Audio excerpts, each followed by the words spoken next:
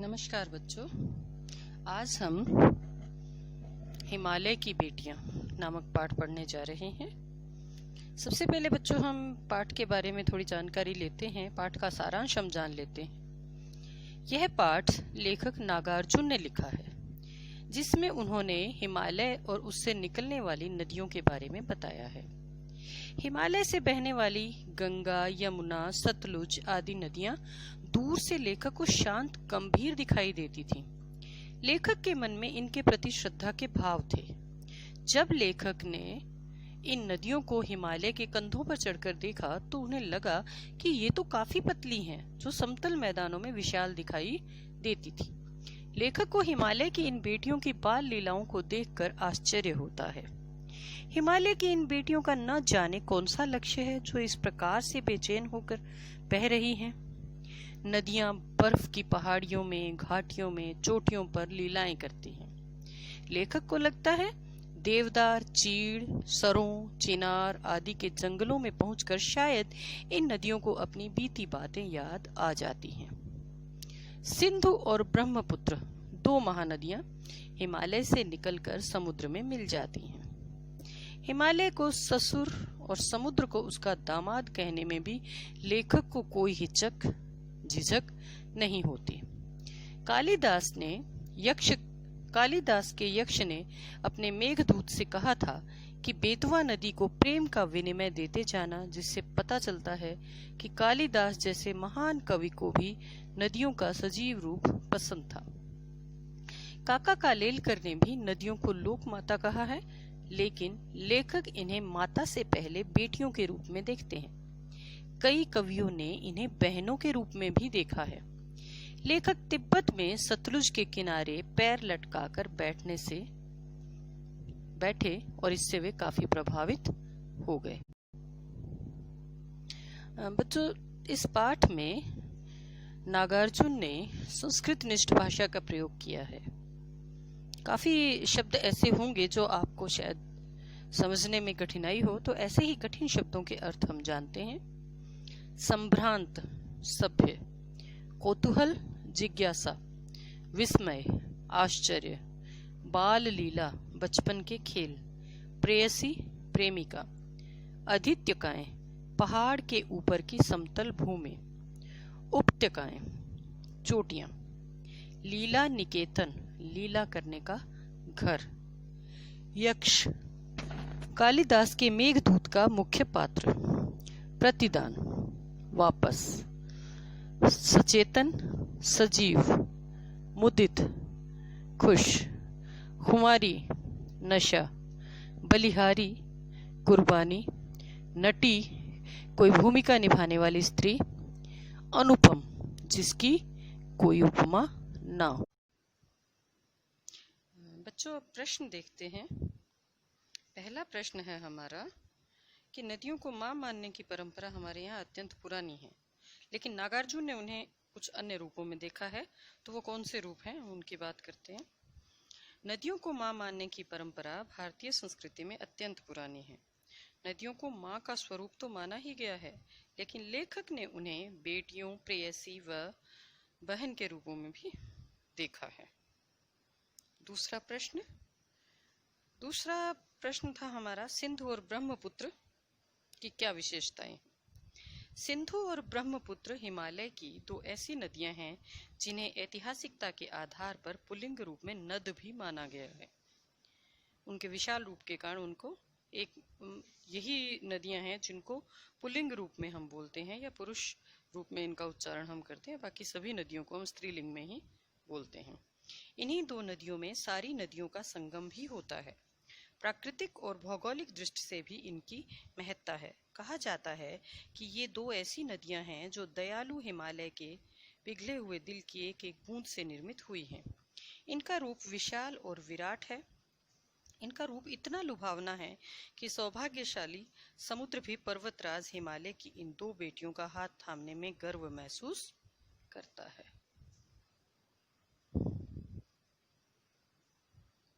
तीसरा प्रश्न बच्चों, काका कालेलकर ने नदियों को माता के रूप में कल्पना क्यों की है। नदियां युगों युगों से मानव जीवन के लिए कल्याणकारी रही हैं। ये युगों से एक माँ की तरह हमारा भरण पोषण करती हैं। इनका जल भूमि की उर्वरा शक्ति बढ़ाने में विशेष भूमिका निभाता है। इसलिए नदियां माता के समान पवित्र एवं कल्याणकारी हैं। मानव नदी को दूषित करने में कोई कसर नहीं छोड़ता, परंतु इसके बावजूद भी अपार दुख सहकर भी इस प्रकार का कल्याण केवल माता ही कर सकती है। अतः काका कालेलकर ने नदियों को माँ के समान दर्जा दिया है, क्योंकि उनमें माँ के जैसी ही विशेषताएं हैं। अगला प्रश्न, हिमालय की यात्रा में लेखक ने किन किन की प्रशंसा की है? हिमालय की यात्रा में लेखक ने हिमालय की अनुपम छटा की, नदियों की अठखेलियों की, बर्फ से ढकी हुई पहाड़ियों की, पेड़ पौधों से भरी घाटियों की, देवदार, चीड़, सरो, सफेदा, कैल से भरे जंगलों की प्रशंसा की है। लेख से आगे का तीसरा प्रश्न देखिए बच्चों। यह लेख 1947 में लिखा गया था। तब से हिमालय से निकलने वाली नदियों में क्या क्या बदलाव आए हैं? हिमालय से निकलने वाली नदियां अब अपनी पवित्रता और मूल रूप को प्रदूषण के कारण खो चुकी हैं। वो पहले जितनी साफ नहीं रही हैं। अगला प्रश्न है हमारा कि कालिदास ने हिमालय को देवात्मा क्यों कहा है? हम यह मानकर चलते, हमारा ये विश्वास है कि हिमालय पर्वत पर देवताओं का निवास होता है। इसीलिए कालिदास ने हिमालय को देवात्मा कहा है। अपनी बात को कहते हुए लेखक ने अनेक समानताएं प्रस्तुत की है। ऐसी तुलना से अर्थ अधिक स्पष्ट और सुंदर बन जाता है। जैसे संभ्रांत महिला की भांति वे प्रतीत होती थी। माँ और दादी, मौसी और मामी की गोद की तरह उनकी धारा में डुबकी लगाया करता। अन्य पाठों से ऐसे 5 तुलनात्मक प्रयोग निकालकर कक्षा में सुनाइए और उन सुंदर प्रयोगों को अपनी कॉपी में लिखिए। तो बच्चों हम ढूंढते हैं। दादी माँ पाठ हमने पढ़ा था, उसमें से एक वाक्य हम ले लेंगे। सचमुच दादी माँ शाप भ्रष्ट देवी सी लगी। बच्चे ऐसे सुंदर जैसे सोने के सजीव खिलौने। हरी लकीर वाले सफेद गोल कंचे बड़े आंवले जैसे। बड़े मियाँ के भाषण की तूफान मेल के लिए कोई निश्चित स्टेशन नहीं है। सुनने वाला थक कर जहां रोक दे वही स्टेशन मान लिया जाता है। संध्या को स्वप्न की भांति गुजार देते थे। ये विभिन्न पाठों से लिए गए उदाहरण हैं बच्चों, जिनमें इसी प्रकार से तुलना की गई है। अगला प्रश्न, निर्जीव वस्तुओं को मानव संबंधी नाम देने से निर्जीव वस्तुएं भी मानो सजीव हो उठती हैं, जीवित हो उठती हैं। लेखक ने इस पाठ में कई स्थानों पर ऐसे प्रयोग किए हैं, जैसे परंतु इस बार जब मैं हिमालय के कंधे पर चढ़ा तो वे कुछ और रूप में सामने थी। ख, काका कालेलकर ने नदियों को लोक माता कहा है। आपको पाठ में से इसी प्रकार की और उदाहरण ढूंढने हैं। तो और उदाहरण हम देखते हैं। नदियां संभ्रांत महिला की भांति प्रतीत होती थी। जितना कि हिमालय की गोद में बच्चियां बनकर ये कैसे खेल करती हैं। हिमालय को ससुर और समुद्र को दामाद कहने में कुछ झिझक नहीं होती थी। बूढ़ा हिमालय अपनी इन बेटियों के लिए कितना सिर धुनता होगा। इसमें आप देख रहे हो, सब जो जड़ वस्तुएं हैं उनको किसी सजीव की भांति क्रियाएं करते हुए दिखाया गया है। अगला प्रश्न है बच्चों हमारा, पिछली कक्षा में आप विशेषण और उसके भेदों से परिचय प्राप्त कर चुके हैं। नीचे दिए गए विशेषण और विशेष्य का मिलान कीजिए। विशेषण और विशेष्य। बच्चों, आप विशेषण पढ़ चुके हो और उसके अंतर्गत आपने पढ़ा था कि विशेषण उन शब्दों को कहते हैं जो किसी भी संज्ञा की विशेषता बताते हैं, और विशेष्य वह शब्द हैं जिनकी विशेषता बताई जाती है।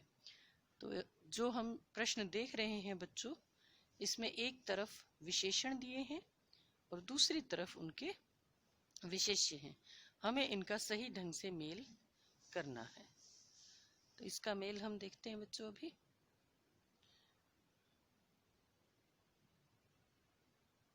देखिए,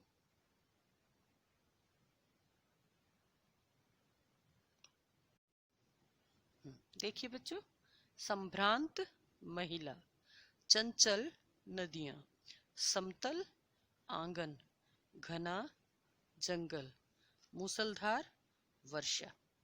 इस प्रकार से हम विशेष। अगला प्रश्न, द्वंद्व समास के दोनों पद प्रधान होते हैं। इस समास में और शब्द का लोप हो जाता है, जैसे राजा रानी द्वंद्व समास है जिसका अर्थ है राजा और रानी। पाठ में कई स्थानों पर द्वंद्व समासों का प्रयोग किया गया है। इन्हें खोजकर वर्णमाला क्रम में लिखिए।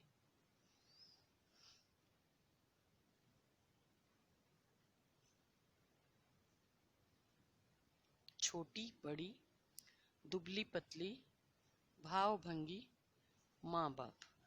ये उदाहरण है बच्चों इस प्रश्न के, द्वंद्व समास के उदाहरण हैं ये सारे। अब अगला प्रश्न है हमारा कि नदी को उल्टा लिखने से दीन होता है, जिसका अर्थ है गरीब।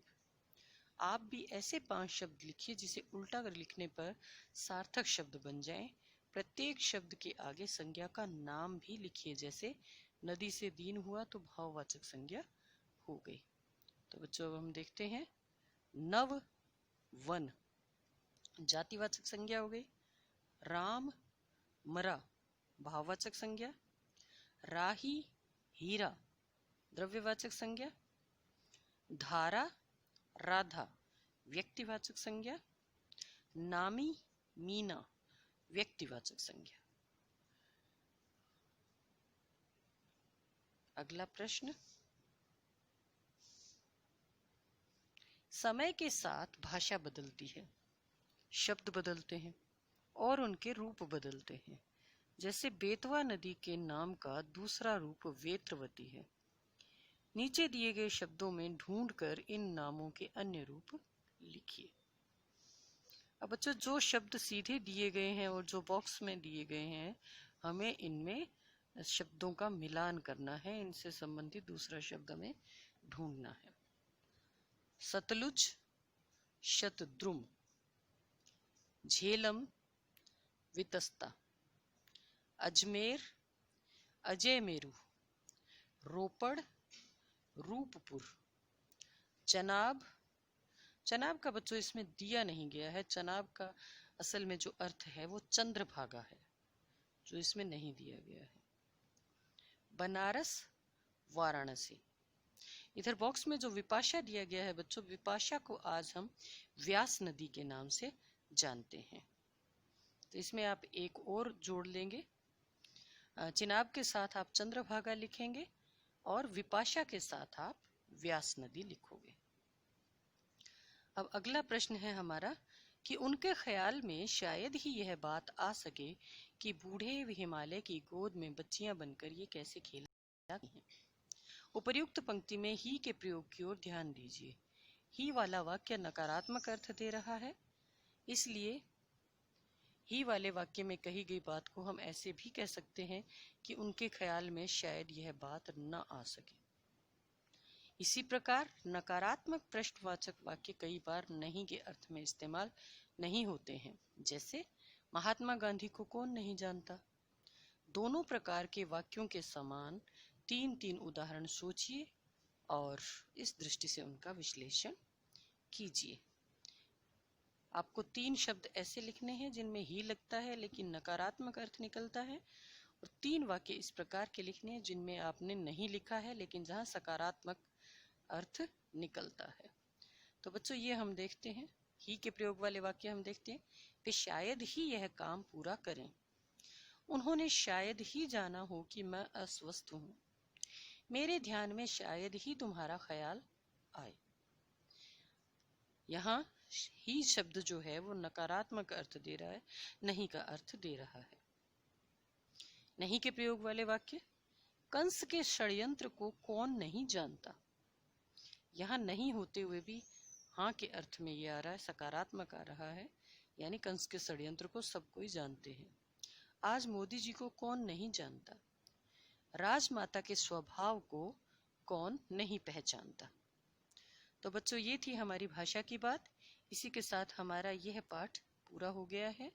अब आप एक बार ध्यान से इसे पढ़िए और अपनी अभ्यास पुस्तिका में कर लीजिए।